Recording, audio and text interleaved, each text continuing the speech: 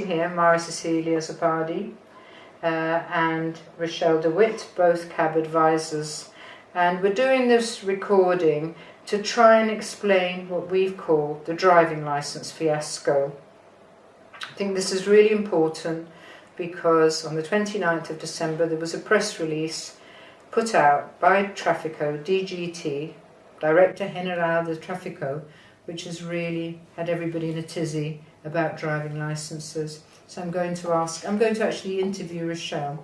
Rochelle, what was the heading? What was it that all the expat press picked up on that Trafico actually stated? It said that all foreign residents who had been in Spain for 2 years had to renew their driving licence. Correct. That was the heading. The heading. Which would really, as you say, shock and worry people. Yeah, cause panic. Okay, and then underneath that we had something we all understood, both Philip, Carol, yourself and I.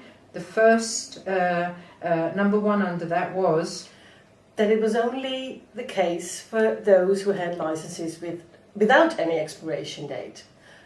So that was good. Good. We understood that and we agreed with that. Definitely. No expiration date. Okay, nothing else really on that. Yeah. Number two said? Well, number two was actually the body of the article, and it explained suddenly about categories. So not just licenses without an expiration date, but also licenses who were exceeding a validity period for certain categories of licenses. Okay. Did DGT in this press release say, number one, unicamente, only for licences with no expiration date? We all know paper licences need changing very quickly after 2 years residency. So did they go on to number two by saying, but this includes categories? No, they did not. So they just talked about categories, and they went on to talk about licences also with certain categories, and I think you grouped them as? The Group 1 licenses with categories A and B, so motorcycles and general tourism cars, and Group 2 licenses with categories C and D, so that would be buses and heavy vehicles. Yes. What was the expiry? What are they saying? The reasons that you would have to change for Group 1, for instance. For Group 1, they said because the maximum validity period could not exceed 15 years, and that's corresponding with the European directive, so we're fine with that. And Group 2? Group 2, a maximum validity of 5 years, and that's corresponding with the European directive and Spanish reglement as well. So if we're to take into account Group 1 and Group 2, what does that mean for most British, in principle, holders of the EU driving licence? Well, you would think that once you renewed your paper-only licence for the card with the EU logo on it and everything, and with the 10-year validity on the front, administrative validity it says over there, then you would be good. Because then you would not have a license with an indefinite expiration date. You would have a limited 10 years. The 10 years is within the range of the maximum of 15 years that Trafico is putting out in their press release. So you think I'm good? Well, you're not. You might not be, because You might not be according to the protocol that Trafico is now imposing. Yes. And what are they using to impose that? Well, they are using an option that the European directive gives for all member states, all national member states, to include in their own national law for it to become law in that country. Okay, so when I have to ask you, and for our members to understand, that makes sense, doesn't it? You would think if the EU directive gives Spain, because we're talking about Spain here, the option to include these, then they should be able to. So we could then say we should all change our licences if we hold that particular licence with those categories. But it's not quite as clear. No, it's not quite as clear cut, no, because for the option to become valid and enforceable in a member state like Spain, then they would have to it's called transposition. They would Yes. have to literally Transpose. transpose it into their own national law. And for Spain, that's the Reglamento de Conductores.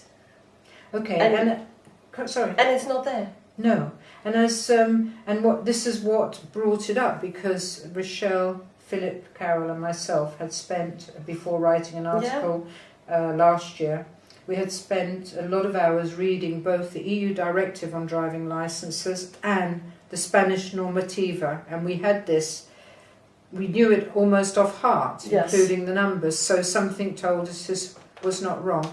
This wasn't right. So what we're actually saying is, and I must go on afterwards to some bodies, what we're actually saying, what Trafico are doing and demanding is Not in accordance with Spanish law. not in accordance, therefore not enforceable. Is No, that right? That's Okay. right. Yeah.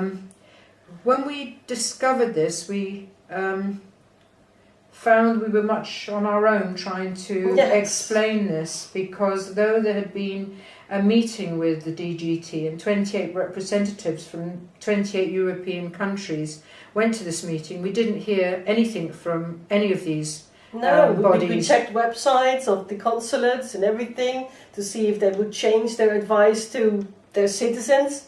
Nothing. Nothing. So we were the only entity really that was saying something's not quite right here. Yeah. So then you took it on, we discussed this between us, including Philip, and you wrote a letter.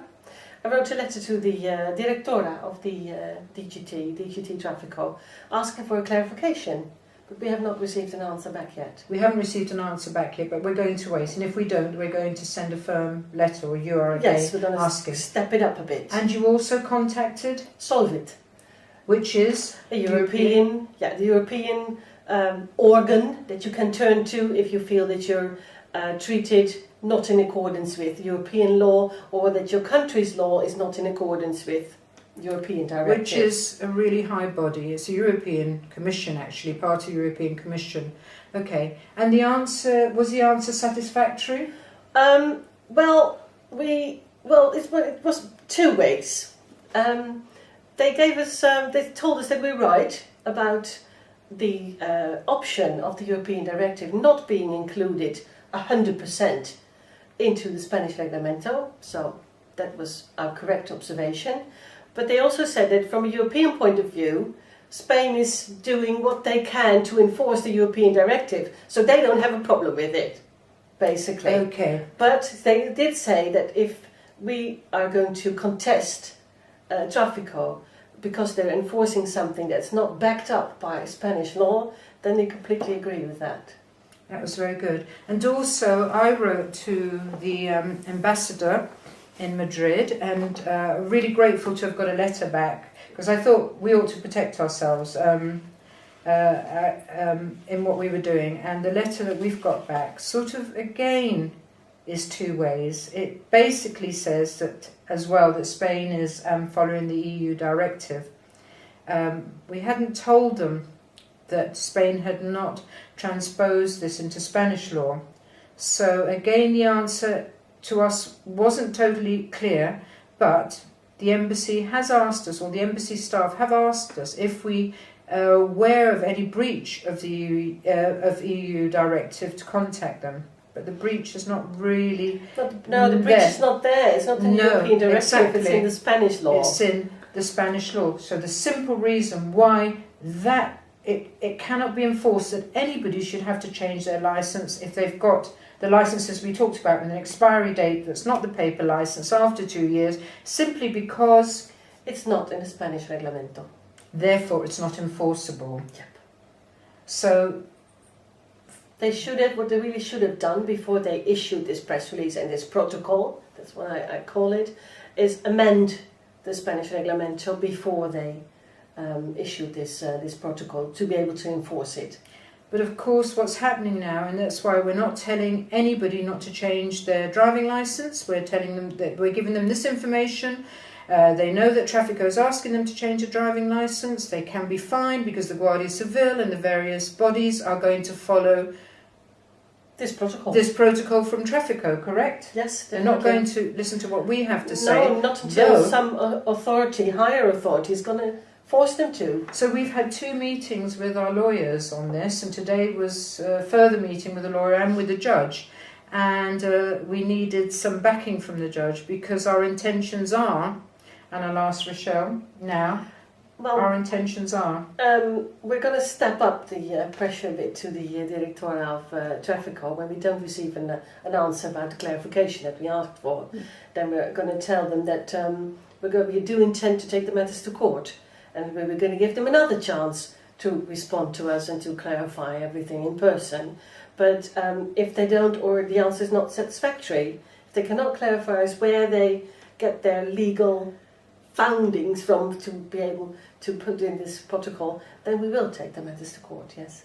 So now what we're waiting for is any of our members or our members' friends or somebody who is fined due to the protocol, yes, so you can explain. Due to the protocol, so after the 19th of January of this year, and really the fine has to state that you were not in compliance with the 2-year resident protocol, that you had to renew, so not canje, but renew your license after those 2 years, because of the categories of your license exceeding, the validity period exceeding the maximum validity periods that are now current, then we would like them to contact us, because we need a concrete case. And somebody who's willing for us to take the matter to court on their behalf. Yes. Which I'm sure we're going to have a lot of people that will be. So what we're saying is now, we're giving you the information. You can email us. All the information is on our website, www.citizensadvicebureau.org.es.